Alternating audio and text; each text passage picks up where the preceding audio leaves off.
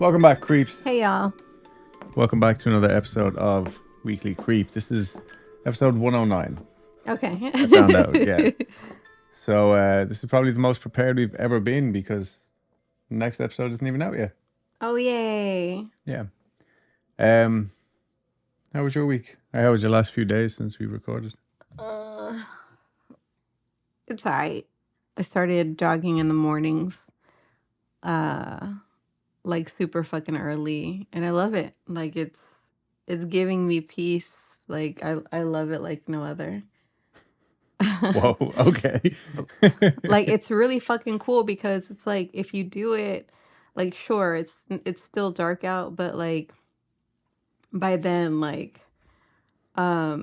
there's like not a soul in the street, so like it's like when it gets dark at 9 or 10, 11, 12, whatever, there's still people out, like 2 o'clock, there's still people out Yeah. partying, doing their things, whatever. But at like freaking 4:45 in the morning, there's no one, and you get to enjoy the darkness, the night, and I without am the darkness. like you get to enjoy that without having to worry. I feel like I don't have to worry about the creepos or anything like that, Right on. Yeah. Cool. Mm-hmm. Just, spending quality time with Mother Moon. That's cool. Get that into your mouth. Well, my week's been good. Thanks for asking. You know what it is? We go back and forth. It's my turn and then it's your turn. Yeah. No, my week has been like when I say boring. It's been boring. I asked one of my coworkers today, was I inside of a paint can? Because it was less boring than watching paint dry. And then I said it's like an oasis of time. No, it's like a desert of time. I see. Yeah. I get poetic when it's Boring. fuck me, like unbelievably boring. So anyway, we're not going to talk about it. Yeah. Have you got a card for us today? I do. Today's card is the Ace of Pentacles reversed. Today's a day to nurture the seeds for what you want to have in the future. This can literally mean working in your garden. It can also mean beginning to learn a new skill or craft, starting to save money, arranging your living space in a new way, or doing something else that takes you closer to a future goal, particularly a goal related to security and abundance. So just a reminder, this is like you're nurturing the seeds and planning for your future in the material world. That's what the Suit of Pentacles entails. So yeah, think about that. Put that in your noodle. Right on. That actually does fall in though with what we've been up to, right? I feel like. Yeah. I'd say so, like especially like for me right now because I've been a little spendy. And this is just a card reminding me to get back on track. I've kind of let myself get a little spendy because my birthday just passed. So this is like a nice reminder to just keep the eye on the prize, our prize, which is our house in the mountains. Yep. Also, thank you for all of the lovely birthday wishes. That was really nice. That was super sweet. I really felt the love. It was really nice seeing like basically screenshots upon screenshots of like all these listeners wishing me happy birthday. It was like super, super nice. And I got like really nice gifts and I'm still getting really nice gifts. And my birthday, like actual birthday and the day before was really nice. My boss bought me a cake and he gave me the toppers today because they arrived late, but it's the whole Super Mario gang. And now they get to hang out at my desk. And then my birthday was super freaking fun. We went shopping. We went well, the day before we went to see the Barbie movie. I can't remember. And then we saw the Barbie movie before that. And then what else did we do? We went shopping. my mom cooked us a bomb ass lunch and a bomb ass dinner, like Yeah. steak, baked potatoes with all the fixins, fucking shrimp and all this other stuff. Fucking shrimp. And like my dad turned on the sprinklers in his backyard and me and the kids just ran through them. Yeah. I got a really good picture of you just sitting in the sprinklers, actually. we were like soaking. Just Yeah. drenched in fucking backyard water. But no, it was a really nice weekend. I completely forgot about that. Like, Backyard water sounds like a euphemism for diarrhea. yeah, actually. Gross. Let me just click this real quick. I'm gonna leave this in. I'm not gonna edit that out. That was me just publishing this upcoming episode on our Patreon feed. So it's gonna be on there ad free. Right now, we're going to do them early while we can. I don't know if it'll always be like that, but I am going to start publishing them there. And there's also like extra little bonus videos. Like last week we did the Irish folklore or like local Irish tales episode. And then we also did like pishogues for Patreon, which was like random superstitions and stuff like that. So that was really cool, actually. That's going to be up there by the time you hear this. And it is only $2 a month, which we really appreciate. I've actually heard a lot of podcasters, real podcasters, like legit professional podcasters lately saying about how little they're getting for advertising. Like, and they're saying it in their ads to say like, you know, cough up money. Well, I mean, in a nice way. But yeah, like the ads now are paying like a third of what they were Jesus, just a couple of months ago. Yeah. Why? I don't know. It's just the way the market has gone, unfortunately. And like that, this is a lot of people's living. So we really appreciate. Yeah. That's really how you keep the gap between the people who don't have to work and the people who do. Yeah. And as well, like one of our listeners recommended a podcast, Yeti. And like, I'm actually hoping we will have other professional podcasters on here soon. But like the big guys, like BBC and stuff like that, like we can't compete with them when it comes to, you know what I mean, advertising and stuff. So anyway, your $2 a month goes towards buying delicious books and podcast equipment and stuff like that, like basically. So yeah, we really appreciate it. And also while we're at it, go over and subscribe on our YouTube channel. I want to get to 1,000 subscribers. I also want to add that 2 packets of Jell-O is $2 at my grocery store. So your $2 helps me buy Jell-O. Yeah. Thanks. I'll be rolling in it. Literally, yeah. Just anyway. So, as well as that, we do also have an Amazon wish list. But I have had this book for months. And this is Alive by Paul Pierce Reid. And it's in our little collection, which is right here. This delightful collection. But the reason why I wanted to cover this story is because I briefly remember seeing a bit of a movie of the book, which came out in 1993. Have you ever seen this movie? No. Okay, the book is called Alive. The movie is called Alive.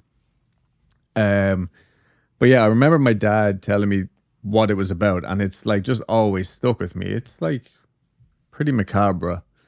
Macabre. I couldn't have been older than 5, but I knew that it was based off of a true story and that some rugby team had crashed in the mountains somewhere and had resorted to cannibalism in order to survive.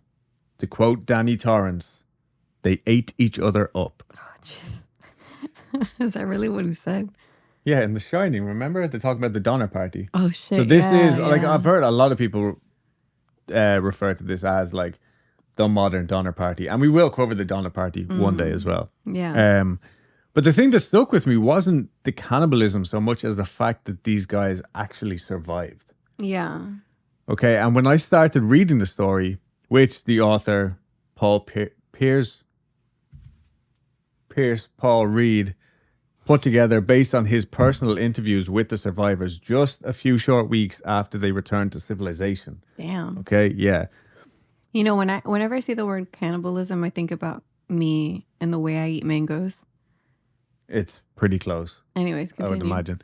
We should film that and post it on our Instagram story. You'll have to edit it because I can't hear it. I can't listen to it.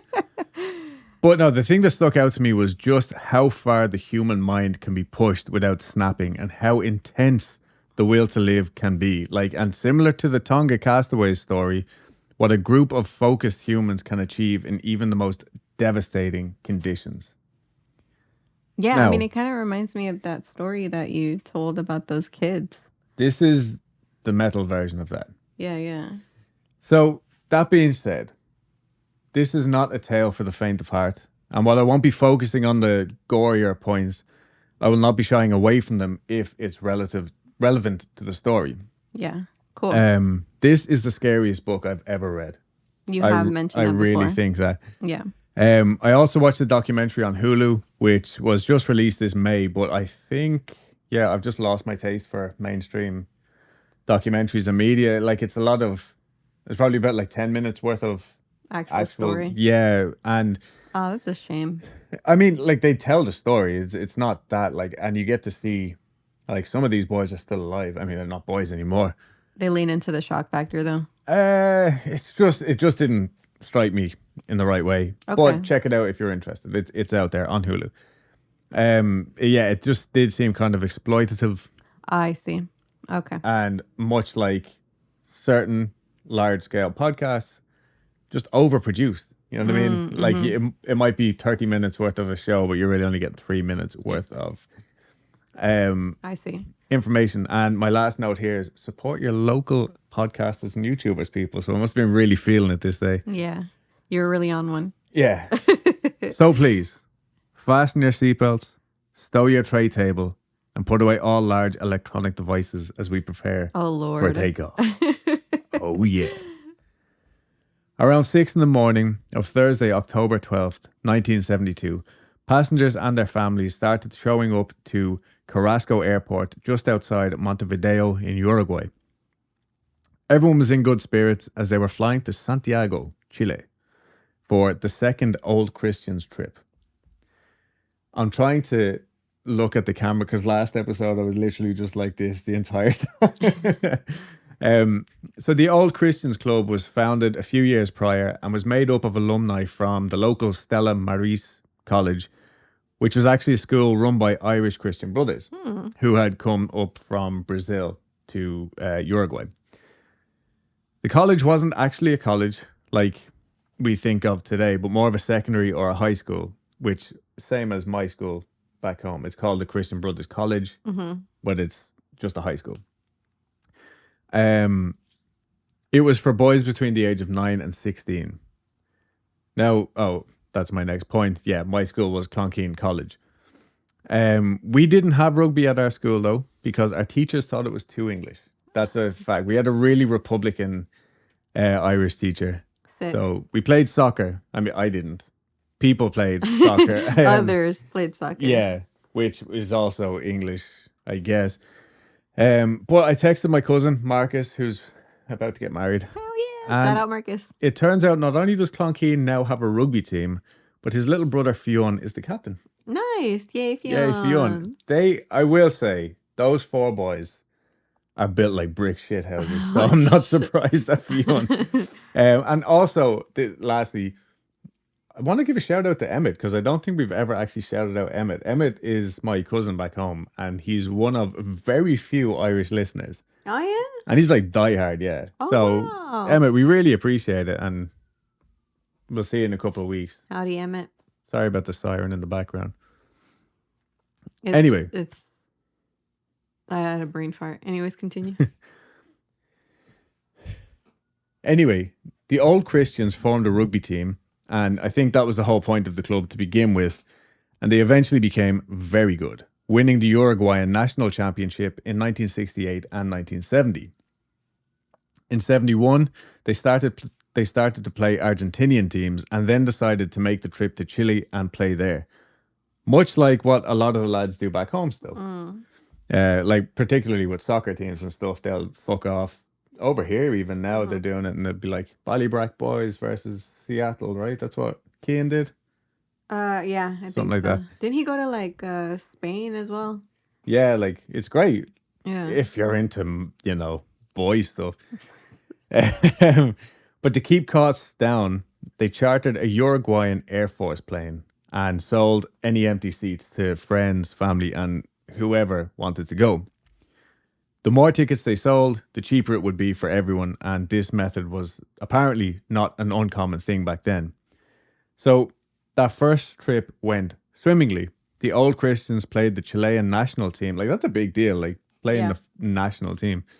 They played them twice, winning one game and losing the other. And everyone just had a great time in between. Like, they just had a regular vacation. And so the first thing they did when they got back to Montevideo was start planning the 1972 trip. Mm. Like, some of the boys had girlfriends or novias in Chile and stuff like that. So they would write to each other, like old school, like letters, or like reach out to each other over CB radio and stuff. It Aw. was really cute. Yeah, yeah. Yeah. Novias. I appreciate you learning that Me word. novia. Well, in fairness to, I'm just going to call them So is that PPR from now. Portuguese? Like Uh, girlfriend? Novia? Yeah. It's Spanish. I know, but I'm wondering if it's the same for in Portuguese. Well, Uruguay is Spanish speaking, and Chile. Oh, sorry, we had mentioned Brazil. Oh, the Irish Christian brothers came up from Brazil. They were on I see. had some mission down there, and Okay. they were spreading the good word. Anyway, that following season, though, the lads got too cocky and ended up losing to a team that they really shouldn't have lost against. And so there was a lot less enthusiasm from people like not on the team, and they really struggled to sell the remaining seats, but the plane had already been booked. I see. So they managed to fill up the seats eventually, but it was a bit more like hodgepodge collection of passengers compared to the previous year, with some random friends, cousins, the mother and sister of one of the teammates, and two middle-aged couples, who I think were just taking advantage of the cheaper flights. And even a lady who was going to see her daughter get married to a political exile. Wow, spicy. Yeah, yeah. Like, it was, these people were like, the year before it was just all the lads going to see the rugby. This year it was more of a random collection of characters, A really. hodgepodge. A hodgepodge, yeah. So all in all, there was 40 passengers, 5 crew members on board the Fairchild F227 or 227. Yeah, I should have said it like Yeah. that, right? F227. And I think that around 34 of them were young lads between the age of 18 and 26. So everyone who was due to fly out was there at the airport this morning, with the exception of Gilberto Regules, Yeah, that's good. who had apparently slept in, and now like nobody could get a hold of him because it was 1972. So No cell phone. no cell phones, not even really house phones. Mm. So even though it was a privately chartered plane, they still had to leave by around 8 that morning because to cross the Andes after noon, not in the afternoon, but after 12 o'clock midday, was treacherous. I think something to do with the warm air meeting the cold from the mountains or some bullshit. And that just meant that the turbulence was batshit crazy. Like, the most experienced of pilots were like, yeah, we're not doing that. So the crossing itself actually only made up the last 30 minutes of the 3 or 4 hour flight, but it was by far the most dangerous part. And it wasn't just the turbulence either. They had to select a very specific course through the mountain range because the Andes had an average height of around 13,000 feet. Jesus. But a lot of these peaks actually rise up and over 20,000 feet, with the highest, and Concagua, Okay. I don't know how to pronounce that, I'm sorry, You do your best. actually reached 22,834 feet, which is only 6,000 feet shy of Everest. God damn. Now, you may be asking, why am I giving you all of this irrelevant information when we all know that today the common cruising altitude for most commercial airplanes is between 33 and 42,000 feet, which is almost double the height of Aconcagua. Well, the highest, and I'm going to hide this from because I can see you reading over there. And I think it's Aconcagua. Well, I need to see it. Aconcagua? Yeah. Okay, so yeah, commercial flights these days fly over double the height of this mountain, right? Or in and Okay. around that. So they're under that. The highest that the Fairchild F227 was capable of flying at was actually just 22,500 feet, 300 feet lower than the highest peak in the Andes. Oh, okay. Yeah. And finally, there were two pilots, okay? Colonel Julio Cesar Ferradas, or Ferradas, who over a 27-year career with the Uruguayan Air Force, he had amassed 5,117 hours of flying experience and had done this trip, or very similar trip, numerous times.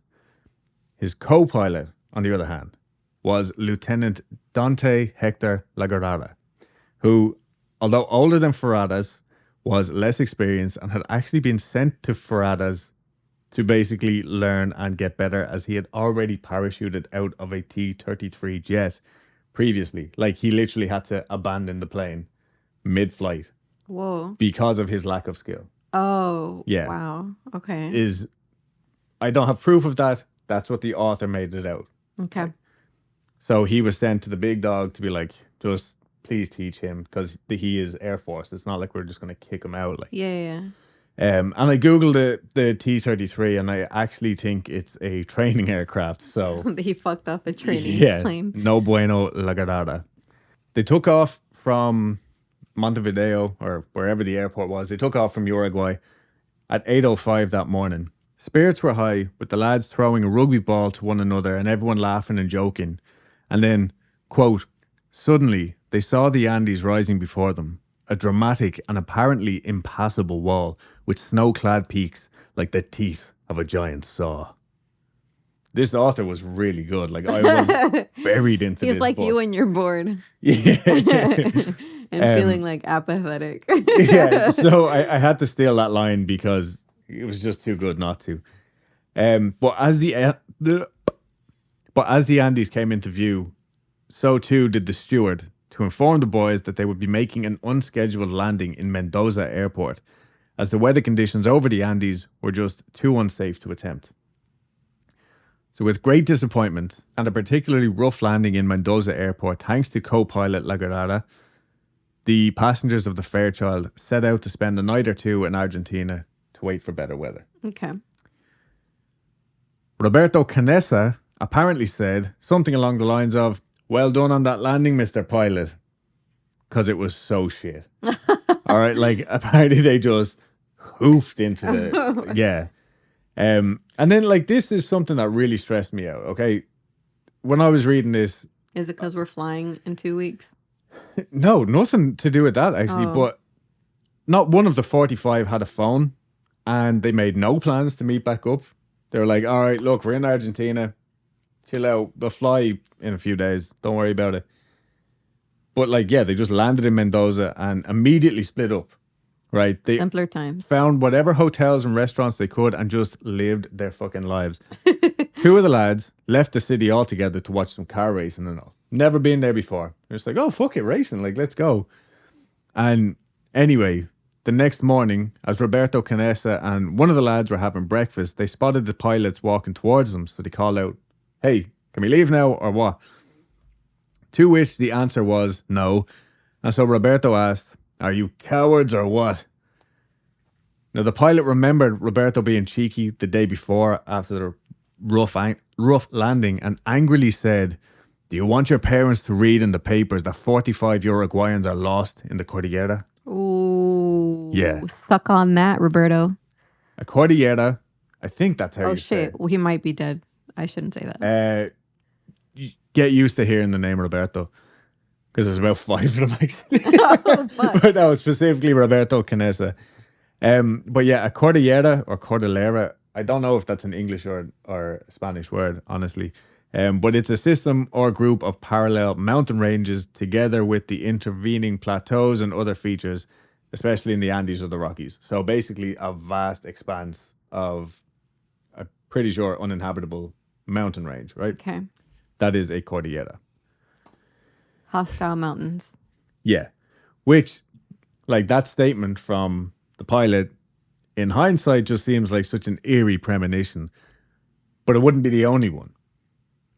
This is very like Final Destination. Literally, yeah. Because the plane belonged to the Uruguayan Air Force, there was some law saying that it couldn't stay in Argentina for more than 24 hours. And so the passengers all somehow got the message. It's like something just went off in their brain. They're like, we have to go back to the airport. Final destination, man. Yeah. And they all got back to the airport at 1 o'clock that afternoon. The pilots still weren't sure if they should even attempt the crossing, but as they were getting ready, another much shittier cargo plane came trundling down onto the runway. And so the It was just a Fairchild, bucket with rocks. yeah, that's the way it's like, but the Fairchild pilots spoke to the man flying that rickety plane, who told them that the turbulence was pretty rough, but if he could make it in that thing, the Fairchild should have no problem. Surely. So the pilots gave the all clear, and as they were loading up, they saw the cargo plane take off again, looking even worse than before. So they're like, "Oh, this is fine." Two of the boys turned to some Argentinian girls who they had befriended the night before and said, "Now we know what kind of planes they have in Argentina." And one of the girls snapped back, "At least it got over the Andes, which is more than yours will." Yeah. Oh, bro. Premonition number 2. Bro. So, at 18 minutes past 2 on the 13th of October, 1972, the Fairchild set off once more. Yes, it was Friday the 13th. And yes. Which is supposed to be lucky.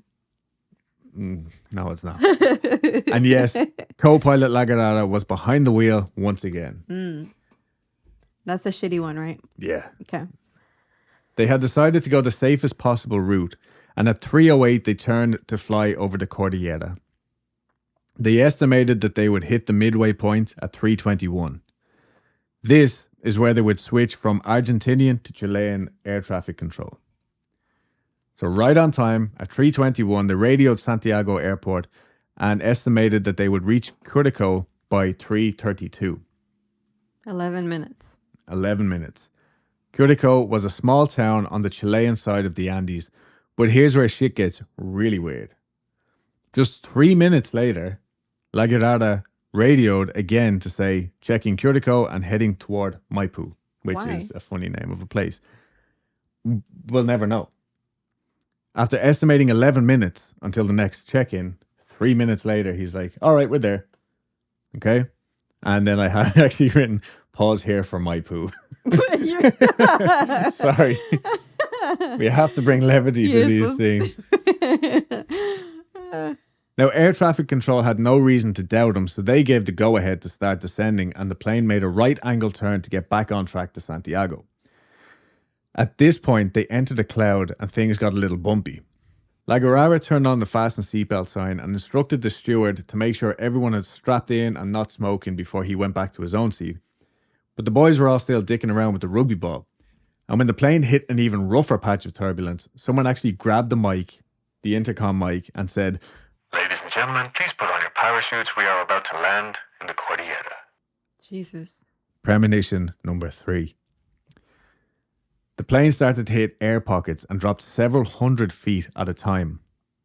Some of the boys are putting on a brave face and being loud and just saying like, you know, oh, what is this, like crappy pilot, ha ha ha. Others hadn't even bothered putting on their seatbelts, and suddenly another air pocket dropped them out of the cloud that they had been flying through, revealing not the greenery of Chile, but the stark white snow of the Andes just 10 feet from the tip of the wing. There was just enough time for someone to ask, is it normal to fly this close? And then they all started to pray as the pilots desperately tried to pull the plane back up, but it was too late. At a speed of around 230 miles per hour, the right wing hit the mountainside and was ripped off at such velocity that it actually cut through the tail of the plane. The wing severed the tail.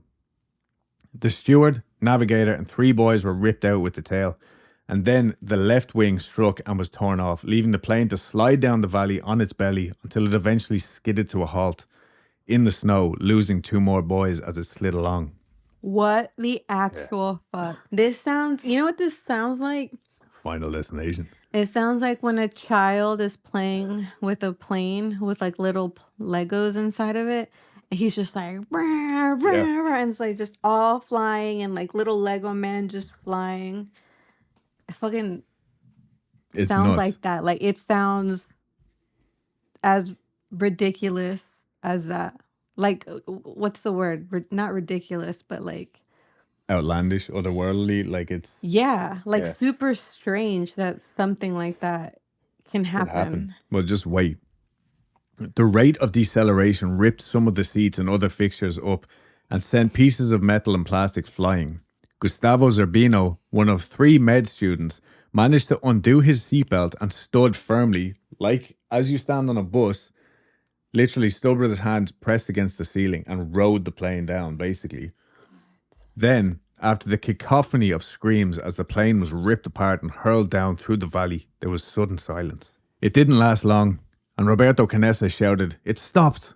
Roberto was a bit of a loudmouth, as we know already. The lads called him Muscles, but because he was so stubborn, not because of his muscles, even though he also had a lot of muscles, because these are all fit rugby players as Right, well. right. So, anyway, he was also a med student. He helped a friend up, and the two immediately began helping others. Not everyone was injured, but a lot were understandably in a serious state of shock. So, Roberto and Gustavo got straight to work helping whoever they could help.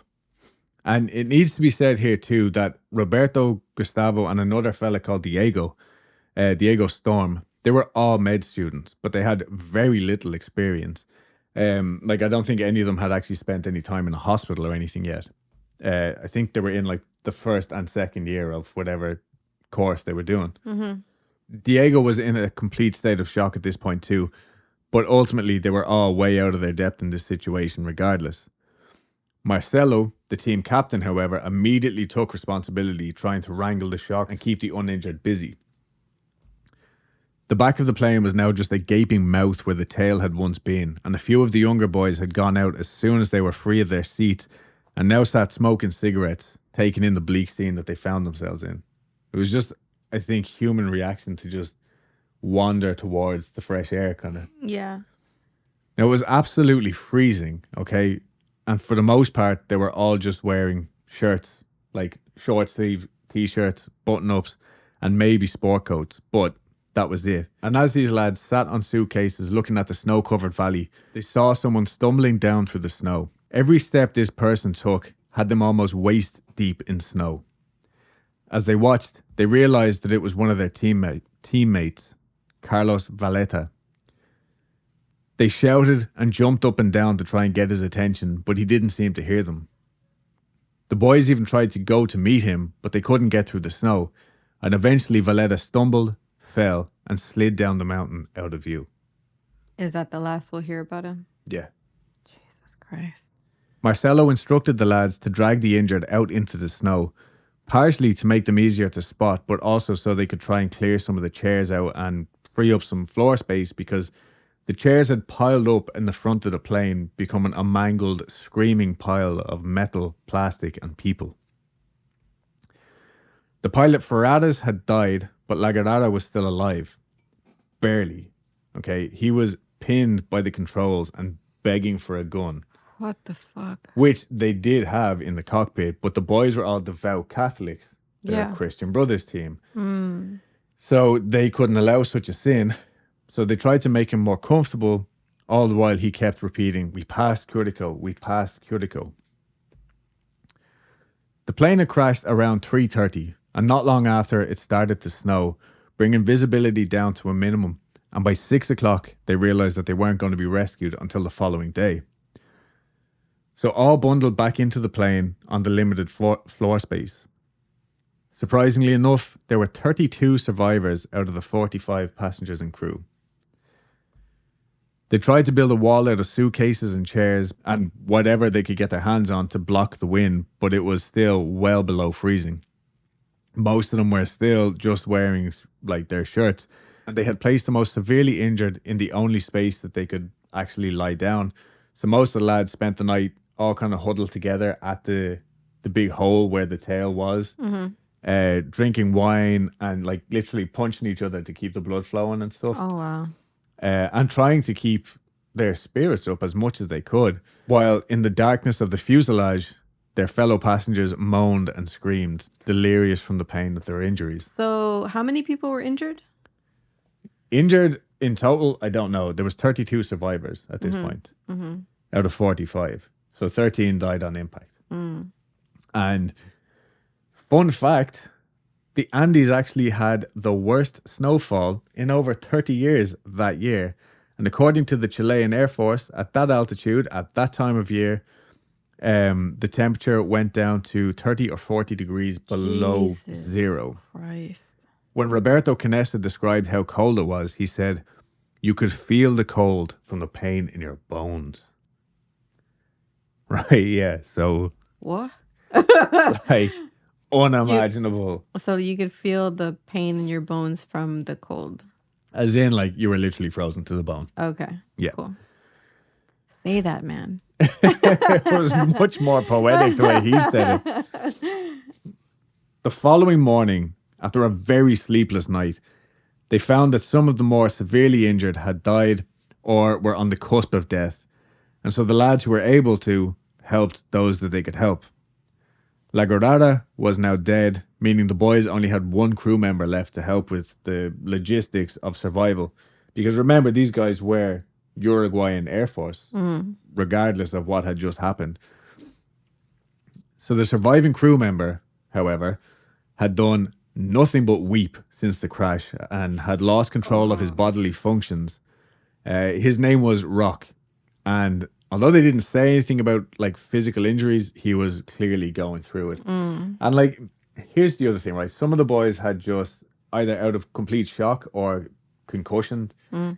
They were like waking up in the middle of the night or just suddenly getting up and being like, "Oh, I was just going to go and get a Coke out of the fridge," and trying to just walk out into the snow.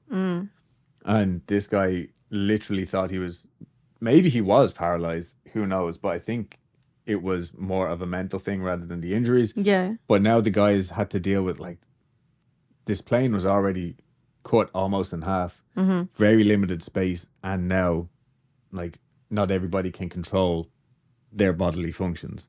Yeah. All of this stuff is adding up already, like, you know? Or their mental. Yeah, their mental, everybody's mental state at this point Yeah. Team captain Marcelo knew he had to keep grilling him, though, this Rock guy. And eventually, he was told that if he could find the tail of the plane, he could potentially use the batteries to get the radio to work. So obviously all the instruments are in the cockpit, but the batteries powering those instruments were in the tail. But this gave the lads a goal, like something to work toward. Although, as it was, they didn't even know if the tail was still in one piece. Never mind, like, where it could have ended up. Yeah. Even the trail, like, I think that their part of the plane had kind of carved into the snow was already filling up from the snowfall the previous night. Yeah. Next, Marcelo set about getting an inventory of anything edible because even though they were pretty sure they would be rescued within a day or so, they just wanted to play it safe and ration what they had responsibly.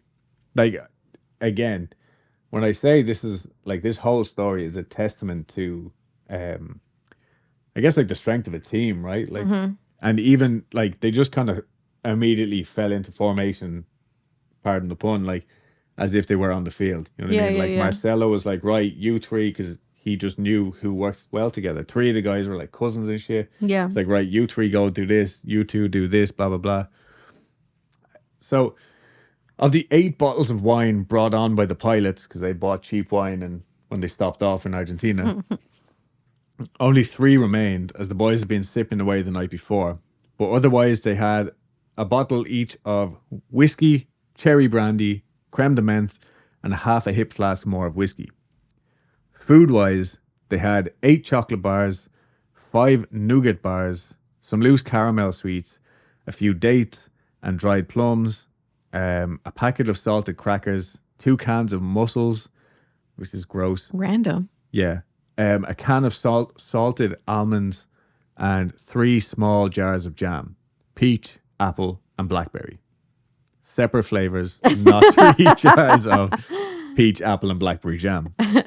It's the mixed medley. Yeah. This is whatever's left. Now, Obviously, this wasn't all being carried out by Marcelo himself, but the lads naturally held him as their leader, both on and off the field. So they just were happy to oblige. And I think just having some sort of order given to them probably helped just like concentrate on one thing at a time. Yeah, you go from being hopeless to hopeful once you got a plan. Yeah. And Yeah. if you're just being told and you're kind of in a dumb In a state haze, of shock yeah. anyway, you're just going to go along with it, go with the flow. Yeah, you go on autopilot. Yeah. Pardon the pun. Yeah, I was going to say. He even divided them up into smaller teams depending on their capabilities and all, like who was more or less severely injured, etc. Oh, I see. Lunch that day consisted of a square of chocolate and a deodorant can lid filled with wine. Almost cruelly, the survivors' hopes were lifted when they heard a plane overhead that afternoon. But unfortunately, cloud cover meant they didn't actually see the plane, and certainly no plane saw them. By now, there were 28 alive, Damn. but I don't know that all of them were in any condition to eat. At the top, I mentioned that one of the team members had his mother and sister along for the trip, right? Yeah. That chap was Nando Parado. Now, he definitely wasn't eating at this point. They actually thought he wasn't going to make it through that first night because he was so badly injured that his face was almost unrecognizable and his pulse barely detectable. His mother had died on impact. His best friend, Pancho, died at some stage during that first night, and his sister, Susanna, was hanging on by a thread. Susanna's head injuries seemed superficial, but the doctors felt that there were internal injuries that they couldn't do anything about, and so they just tried to make her as comfortable as possible. That second night, though, the guys at least had some sort of expectation of what was to come. They managed to clear a small bit more room for sleeping and knew that they had to build a wall out of whatever they could to try and stop the wind as much as they could. Back in civilization, the Chilean Air Force had sent up planes pretty much as soon as the loss of communication was reported. The two guys in charge were not hopeful in the slightest, but they were duty bound as there is a law stating that in any country in which a plane is lost has to actively search for 10 days, regardless of how unlikely it is that they will find anything. Oh, I did not know that. Neither did I. We're all learning together. This might have changed as well. Like this was the 70s. Now it's 3 days. Yeah. Is it really? I think so, yeah. They were also operating... I just assumed because I think that's how long... I think that's how long you police can search for people. Oh, well, this is different. Like now they're not searching for people. They're searching for the wreckage. Oh, I see. Pretty much straight off the bat. But they're assuming that everyone's dead. I mean, yeah, in all likeliness. Yeah. Like any plane crash into a mountain range. Oh, I see. You're not going to be hopeful. But as well as that, they were also... Oh, and this is as soon as the plane ceased communication. This search was called on. Okay. But they were also operating on false information that Lagarada had given when he thought that they were flying over Curitico. Oh my God. Yeah, this fucking guy. Where did they actually fly over? Somewhere in the middle of the Aldi's. The Aldi? Somewhere in the frozen section. This again. In the frozen section. It just computed what you said. Bad joke. That was bad. Sometimes the situations are the subjects are so serious that you actually have to make little jokes here and there. Oh my God, you're so quick-witted. Oh my God, go ahead. The next day, they would use their own knowledge to work out the area where the plane had actually gone down. But when they figured that out, they realized that it was pretty much smack bang in the middle of the Andes, an area known to have snow 20 to 100 feet deep at that time of year. And to top it all off, the roof of the Fairchild was white. Jesus Christ. In Montevideo, random reports and false rumors had made their way to some of the parents of the boys. Now, this is probably some of the worst crap like that I'm about to read, right? Okay. For example, on Saturday morning, Daniel Fernandez's dad was told that the plane had been found. He hadn't even known that it was missing to begin with. Christ. It went down on Friday afternoon, remember? Yeah. The old Christians had plenty of members who weren't going on the trip, and one of them, Rafael Ponce de Leon, he was an old-fashioned radio ham. And for anybody who doesn't know, a radio ham is someone who has the necessary, or had back in the day, the necessary equipment to broadcast AM and FM radio without being an actual registered radio station. I think it used to be way more popular, probably until podcasting showed up. Like we today would probably be fucking radio hams, you know Kind of what I mean? like guerrilla radio, where it's That's just like exactly what it was, anybody yeah. who can get on the radio waves and say whatever the fuck they want without being regulated. Yeah, and I actually think, I might be wrong, I think that's like how Art Bell got started on Coast to Coast. Might be wrong about that, but he used to run out of his own house. He had his studio built up, and he would get calls from like truckers and just other radio ham people, like rather than actually phoning in, they would, anyway. It was really cool though. You could also radio someone from another country and have them connect you to the local phone line, which apparently, although not strictly legal, would save you on long distance phone calls. Oh. Yeah. Anyway, Raphael was the man. Raphael was the radio man in Montevideo. His wife was 7 months pregnant, and so he didn't want to go on the trip with the rest of. I'm sure he did, but you know, his wife was 7 months pregnant. So when he heard on the regular radio on Friday night, just on the news, that the plane had gone missing, he jumped on his ham radio to contact the hotel that the boys were supposed to stay in when they got to Santiago. It was Raphael, after all, who had helped them book it, so he knew all of their like itinerary, you know?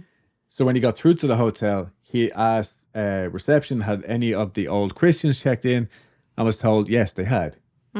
So he then reported this good news to some of the families. He's like, don't worry, a plane did go down. It mustn't have been our plane because the boys checked in at the hotel. I don't even think the parents knew that the plane had been diverted like the day before or anything. Like it had already been called off thanks to bad weather the day before. But because it was the 70s, I guess the kids were like, oh, well, fuck it. Like they'll find out when we get home. You know what I mean? So the fact that they were supposed to check in the day before, Friday afternoon, confused everything even more, you know? Like they should have been checked in Thursday night. And I guess when the regular news reported that the plane still had not been found, he contacted the hotel again, and again was told that the old Christians' reservation people had checked in, right? And 2 of the old Christians had actually checked in. Gilberto Regules, who had been late to the airport and missed the flight, and another chap, Bobby Yaugust, whose dad worked for KLM, the German or Dutch airline, right? So he had free travel, and then Gilberto hopped on the plane with him, I guess. Okay. So the 2 of them checked in. So that the hotel wasn't giving false information as far as they were concerned. Oh yeah, like this is that reservation, and these boys checked in. Yeah.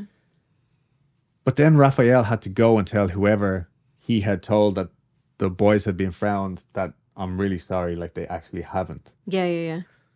So like the parents were just up and down like for the like 2 or 3 whole days, like. That's awful. And then the next rumor came from one of the boys' Chilean novias. Oh Lord. So the parents of Guido Magrides had contacted his Chilean girlfriend to see if she had heard anything. And the poor girl said that Guido's mom sounded so upset, and she was so sure that they would be found alive and well soon that she just told Senora Magrides that they had landed in a different part of Chile because of inclement weather, but they were all fine, not to worry about it. Wow. So I can understand why she did that. she was like 17 or something, 16 or 17. And she was like, had this woman desperately crying, like, where's my baby? I get it. I get why she would do that. Yeah, so Raphael, in fairness to him, managed to get in touch with the girl and quash the rumor. Tough as it was, he just wanted to make sure from here on out that all they got was pure facts. Yeah. He was the contact for all the boys in Montevideo, and he took his new role very seriously. Now, I know that I've thrown a lot of names out here and there, but this is a very real story, and covering 3 countries and involving 45 people and their families. So I've tried to limit like the name dropping as much as I could, while also keeping it like as respectful as possible. And like as well as that, they are all from one pretty small place in Uruguay. So there's multiple Carloses, Gustavos, Fernandos, and 3 Daniels. Yeah. So Carlos Paez Vilaro is the father of Carlitos Paez. Okay. And he hears about this chat anyway. He hears about the plane going missing while dropping his daughter off to Carlito's mother's house on the Friday that it happened. Okay. So, upon hearing the news, he turns to his ex-wife, Carlitos' mother, and says, Antonio Banderas' voice. For I will. real? I wrote that so Oh, as I wouldn't forget. I thought it was like in the book, like No, like Antonio Banderas' voice. no, no, no, like in his best Antonio Banderas voice, he told Carlitos' mother that No, I will. Yeah. he told Carlitos' mother, "I will find these boys myself," and literally was on a flight to Santiago the next morning. And that afternoon, the Saturday afternoon, he was up in a military aircraft searching the area where they believed that the Fairchild had gone down. Fucking hell, man. So Carlos had divorced his wife, or they split up. Yeah. But like he was still really involved. Yeah. And he thought that, God love him, he thought this was gonna like win her back. Oh, did he? So he was like, if I do nothing else with the rest of my life, I'm going to find these boys. And I mean, it's his fucking son. It's his right? son, yeah. Jesus Christ. But like it was this heroic thing, and he was like, I'm gonna find my boy, I'm gonna get him back, and we're gonna live as a happy family. Hey, man, like You that's more than some Yeah, will I don't know. do Like for their it was children. super, super admirable. Like Yeah.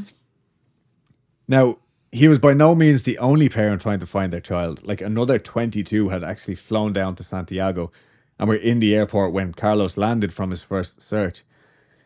At this point, though, the Chilean Air Force had to put a stop to the parents trying to get on the search planes because now they were just hindering. Like extra weight means extra fuel, means, I see. just logistically, this wasn't going to work.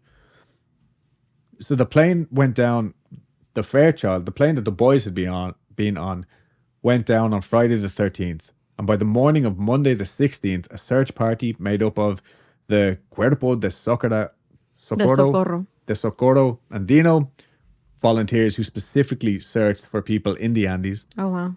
Another search party made up of the Carabineros, Carabineros, which is like carabiners. yeah, which was like a nickname. It was the Chilean military police. Okay. And both the Chilean and Uruguayan air forces were involved in this massive search. But by that afternoon, all of these groups were stopped due to heavy snow and strong winds that persisted until the next day and the next day after that again. Some of the parents went home to Montevideo. I think like the reality of everything just hit them when they realized that there wasn't a whole heap of anything that they could do from Santiago either. All they were doing now was panicking in the different city. Yeah. But Carlos Paez Vilaro was not one of these people. He found the man who had, until very recently, owned the entirety of the land that they were now searching. And with him embarked on a 2-day trek via car and horseback in an attempt to make good on his promise to find his son. God damn, that's some Liam Neeson shit. Yeah. And that's where we're going to leave it. Damn. But yeah, this is a super serious story, and next week it's gonna get way worse. I have warnings in next week's episode as well because it just gets worse. But this is a survival story. Yeah. There are survivors at the end of this, Yeah. and trust me, your fucking face is gonna get blown off by the end of this. That's In a not a good way. good In joke. a good way. That's not a good joke. Oh, yeah. Because the guy who was disfigured, his face was disfigured beyond. Oh yeah, but he gets better. Oh my God. I don't know if I could take much more than this. Yeah. Okay, so your mind is going to be blown. All right. Well, if we're hoping not to forget to say the disclaimers, the warnings, and all that stuff at the beginning of the next episode. But just in case we do, if you're at the end of this episode, we're giving them now. Okay. Yeah. I definitely I wrote it into the notes for the next episode. But yeah, this, trust me, like this story is terrifying and beautiful at the same time. It's a story worth telling, basically. Agreed. So yeah, hope you all enjoyed. Make sure to follow us on YouTube, Spotify, Patreon, all that crap. Reach out to us. We've actually had over the last few weeks, since we've been missing, like more random, not random, but like new listeners reaching out to us, just being like, "Hey, what's going on?" And we really appreciate that. It's We always just want to lovely. say hey. Yeah, we Lay always back. love hearing This from is you us. guys. Yeah, in all our splendor. Yep. And yeah, have a great weekend, whatever. Love you all. Okay, bye. I'm walking away now. Bye. Bye. Somewhere in the middle of the Aldi's. The Aldi. Somewhere in the frozen section.